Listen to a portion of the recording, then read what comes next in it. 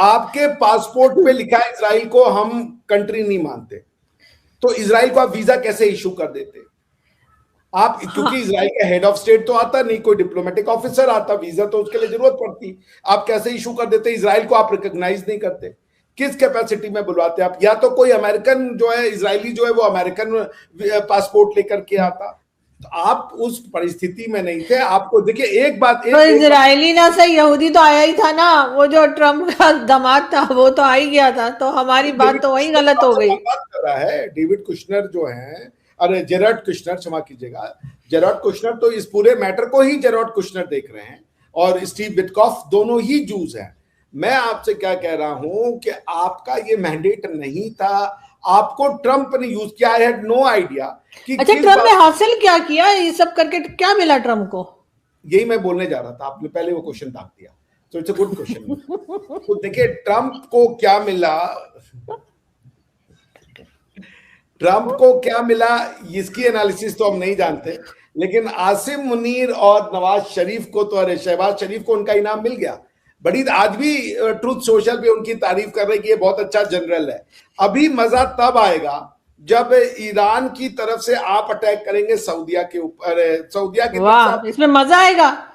क्या बात कर रहे हैं, इसमें मजा आने की क्या बात है? तो और नई मुश्किल खड़ी हो जाएगी हमारे लिए।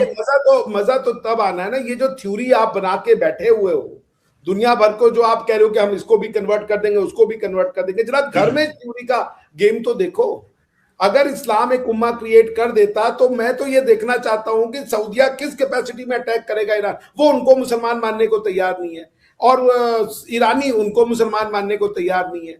तो एक उम्मा के नाम पे आपने मेरे देश को तोड़ दिया, वो भी आज नहीं दिख रहा, तो आप किसकी तरफ से लड़ोगे? पाकिस्तान की टू नेशन थ्योरी का तो पंचर हो गया जी वहां पे।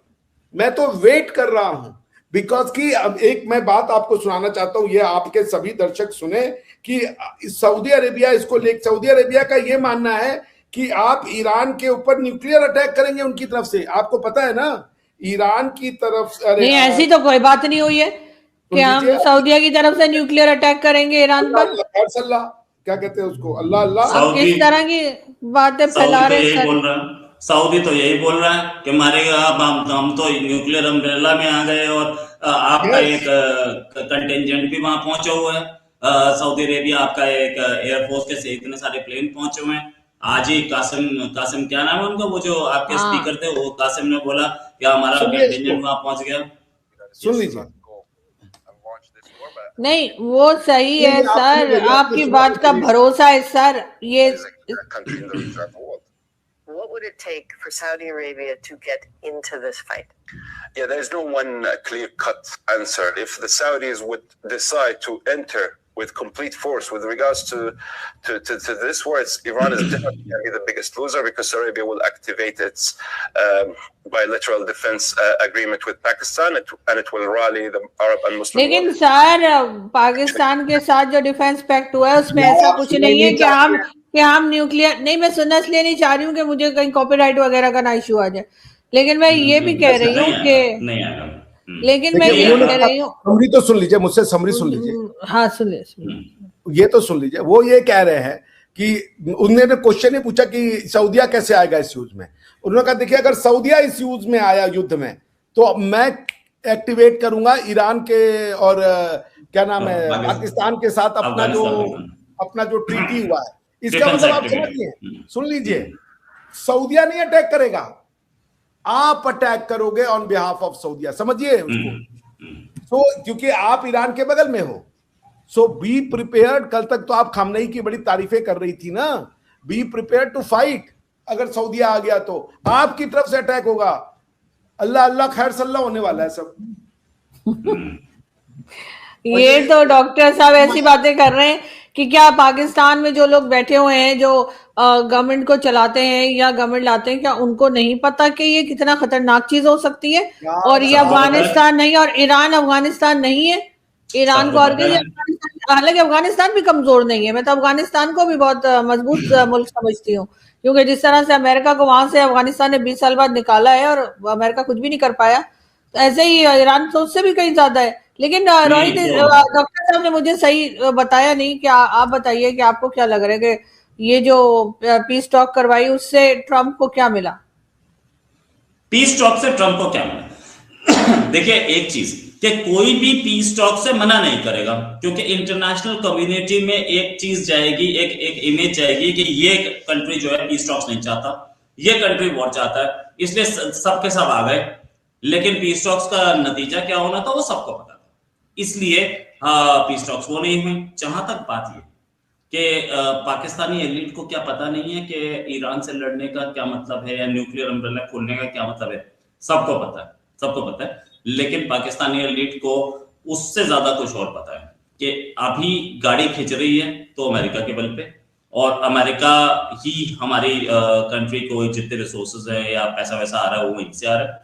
दूसरी चीज कि Iran, Saudi Arabia, Trump, Netanyahu, इन सबसे ज्यादा डेंजरस कौन है? इमरान खान। तो इमरान खान को कर्टेल करना है तो आप पहले यहाँ पे फंसे रहिए। जब तक आप यहाँ फंसे रहेंगे तब तक इमरान खान पे फोकस नहीं जाएगा, लाइमलाइट नहीं जाएगी। और इमरान खान पे अभी बता दीजिए पिछले 1 महीने से इमरान खान पे कितनी खबरें आई हैं, उनके बहनें जो तो जा ही रही होंगी ना, उनसे मिलने की कोशिश कर रहे होंगे, वो मोमेंटम बनना शुरू हो गया था दोबारा, और वो दोबारा मोमेंटम जो है गायब हो गया। बीच में तो ये भी हुआ था वो उनके ऊपर वाटर कैनन मारा गया, क्या क्या किया गया, अभी 1-1.5 महीने पहले की बात है। तो उनके ऊपर फिर से उनके इमरान खान पूरी कंट्री को आग में फेंक देंगे क्या? ऐसा कब नहीं हुआ है, ऐसा कब नहीं हुआ है मैडम? आप यूएस के CIA के जो चीफ थे, इस्लामाबाद स्टेशन चीफ, उन्होंने किताब लिखी है कि ओसामा बिन लादेन फंस चुका था, ओसामा बिन लादेन को निकालने के लिए पार्लियामेंट पे हमला किया गया, इंडियन पार्लियामेंट पे हमला किया गया, तो क्या पता नहीं था कि वॉर हो सकती है। उस किताब का मैं आपको नाम भी बता देता हूँ, अभी मेरे को सर्च करना पड़ेगा, मैं नाम भूल गया हूँ साहब का। तो ये तो रिटन रिकॉर्ड्स हैं। लेकिन अभी जो ये पीस टॉक हुई है उसके बाद क्या दोबारा से वहीं से अटैक शुरू हो जाएंगे जहां से रुके थे डॉक्टर साहब, गल्फ पे और बाकी कंट्रीज पे जो कुछ चल रहा था UAE वगैरह में? अभी तो डॉक्टर जयशंकर UAE भी गए, उनका वो मैं ट्विटर पे देख रही थी, तो वो क्या करने गए, लेकिन ये के बारह क्या लगता है आपको दोबारा से वही अटैक शुरू हो जाएंगे? हाँ नहीं, अटैक तो नहीं, ब्लॉकेट किया है उन्होंने, अटैक कंटिन्यू, क्योंकि वो तो कहते हैं हम सिविलाइजेशन मिटा देंगे और ईरान का कल कोई सूरज नहीं देखेगा, तो वो तो गया, बात गई। Now he has gone for blockade because वो इकोनॉमिक कॉन्सिक्वेंसेस को लेके डरे हुए हैं। आपने पूछा ना कि इनको क्या फायदा होगा, इनका एक ही फायदा था। ये तो एक तो दादा ने जो बात कही मैं उनसे 100% सहमत हूँ। हालांकि मैं ये थ्योरी मानता नहीं हूँ ये कि डिफ्लेक्शन की कोई थ्योरी बहुत ज्यादा यूज होती है, लेकिन ये बात में दादा की दम है कि इमरान खान का चैप्टर तो क्लोज हो गया, क्योंकि शहबाज शरीफ को और आसिम मुनीर को ट्रंप ने हीरो बना दिया। पाकिस्तान की जनता जो कि नाराज भी हुआ करती थी आसिम मुनीर और उनसे, मिलिट्री का जो प्रभाव खत्म हो रहा था, ट्रंप ने उसको वापस से लोगों के मन में डाल दिया कि अगर पाकिस्तान की फोर्स है तो वो जो चाहे करवा सकती है, वो हमारा इंटरनेशनल लेवल पे जो है वो एक सम्मान बढ़ा सकती है। तो यस, ये रिस्टोर तो करवा दिया ट्रंप साहब ने। ट्रंप को क्या फायदा हुआ है वो भगवान ही जाने, बिकॉज ट्रंप का कोई फायदा था नहीं। अगर कोई फायदा है तो वो उनका मिड टर्म इलेक्शन हो सकता था जो आने वाला है, उनकी गिरती हुई रेटिंग हो सकती थी। वो डर गए जब उनका $4 से $5 बैरल पे पेट्रोल पर पहुंच गया, और उनको ये जब पता चला कि जो स्ट्रेट ऑफ हॉर्मुज है इसका कॉन्सिक्वेंसेस सिर्फ एशिया और यूरोप की कंट्रियां नहीं बल्कि अमेरिका में भी पड़ेगा, तो उन्होंने एक बार सोचा कि बात करके देखी जाए। मगर वो जो उनके रेड लाइन्स थे, वो ही रेड लाइन्स पिछले 5 साल से 10 साल से 20 साल से हो रहे हैं। यही तो भाई एक बात बताइए, ईरान के साथ तो समझौता हो चुका था, ओबामा के साथ ट्रीटी साइन हो गई थी ना, ओबामा डिस्पेंसेशन में। ये तो ट्रंप ही थे जो उससे बाहर आ गए, उन्होंने कहा हम ट्रीटी को नहीं मानते, उस ट्रीटी को तोड़ दिया। इन्होंने तो ईरानियों की नजरों में उसी समय अपना पूरा का पूरा जो क्रेडिबिलिटी था वो तोड़ दिया। ये किसी इंटरनेशनल लॉ को मान नहीं रहे। तो पॉइंट ट्रंप को क्या मिला, नो वन नोज कि ट्रंप को एग्जैक्टली मिला क्या। वो इसेंट्रिक आदमी है, वो इरेटिक आदमी है, वो हर चीज को आप जिसे कह लीजिए अपने हिसाब से चलाना चाहते हैं। उन्होंने पहले ही कहा था कि मुझे लूजर्स के साथ रहना बहुत अच्छा लगता है, क्योंकि लूजर्स मुझे अपना बाप समझते हैं, लूजर्स मुझे अपना भगवान समझते हैं। इसलिए वो पाकिस्तान में भेज दिया उन्होंने लूजर्स के पास अपने टीम को, ताकि उनसे कोई ये ना पूछे। भैया पाकिस्तान में तो कोई पूछने की हिम्मत रख नहीं सकता था कि वॉर किए क्यों, क्या फायदा हो रहा है, हमारा क्या नुकसान हो रहा है। वहां तो जी हुजूरी चल रही होगी। ट्रंप वान साहब को गोदी में नहीं उठाया शहबाज शरीफ जी ने, बाकी तो सभी हो गया था। पॉइंट मैं आपसे इतना कह रहा हूं। तो ट्रम्प के जब आप लोगों से टर्म्स अच्छे थे तब आप भी बहुत वाहवाही किया करते थे, मोदी ये जी ने कौन- इंडिया तो भी भाई बुलाया था, खुद भी गए थे वहां पे। ऐसा तो नहीं है अमेरिका के जिससे भी टर्म्स होते हैं थोड़े बहुत, तो वो यही इसी तरीके से होते हैं, और नहीं जब बाबा, खत्म होते हैं तो एक मिनट आरजू जी, ये कंपैरिजन हमारे ट्रम्प के साथ अच्छे थे, हमने ट्रम्प की बेकार की बातें मान ली क्या? ट्रम्प ने कहा मत लो रशिया का ऑयल, हमने मान लिया क्या? हमने नहीं मारा, हमारे तो रिश्ते इसलिए खराब हुए। ट्रम्प ने कहा कि बोल दो कि हमने पाकिस्तान और तुम्हारा युद्ध उड़ाया, हम मान गए क्या? हम नहीं माने भाई, रिश्ते ना भी तो नहीं की ना आपने, खुल के ना भी तो नहीं की, कहाँ पे हाँ, आप दिखाए गए? ओपन में पार्लियामेंट में बोले प्राइम मिनिस्टर क्या ये हमने पार्लियामेंट नहीं, में बोला ये प्रधानमंत्री किसी ने, और ने कोई नहीं करा, लेना देना ये नहीं था। पार्लियामेंट में तो बोले। डिप्लोमेटिक नॉर्म की वजह से उन्होंने ये नहीं बोला कि वो झूठ बोल रहे हैं अमेरिका के राष्ट्रपति, क्योंकि एक डिप्लोमेटिक नॉर्म है, स्टेट हेड ऐसे नहीं बोल सकते।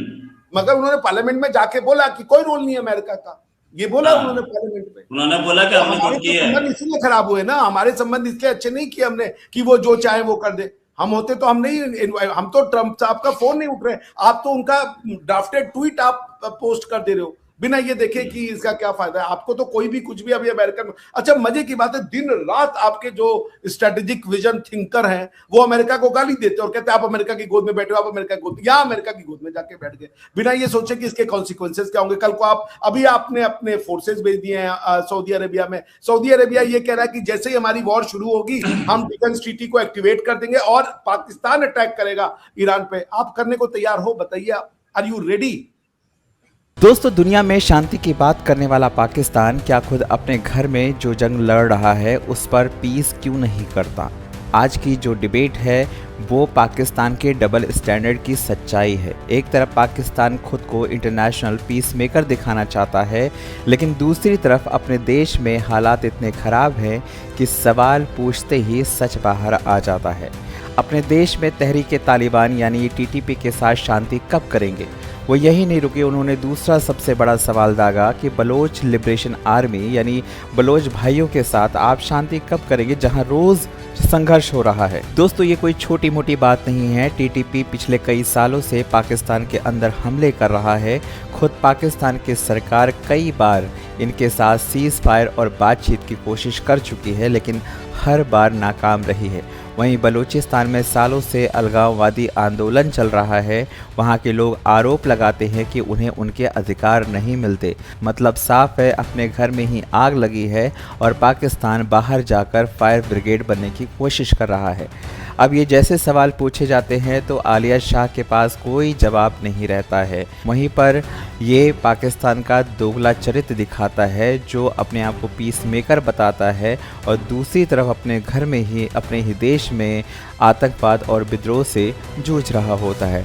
तो सवाल दोस्तों आपसे है कि क्या पाकिस्तान सच में शांति चाहता है या दुनिया में सिर्फ एक इमेज बनाने की कोशिश कर रहा है, खेल खेल रहा है, जिस पर इजराइल भी यकीन नहीं करता, जिस पर ईरान भी यकीन नहीं करता, या सिर्फ और सिर्फ ये एक तरह से अमेरिका के टट्टे बनकर रह गए।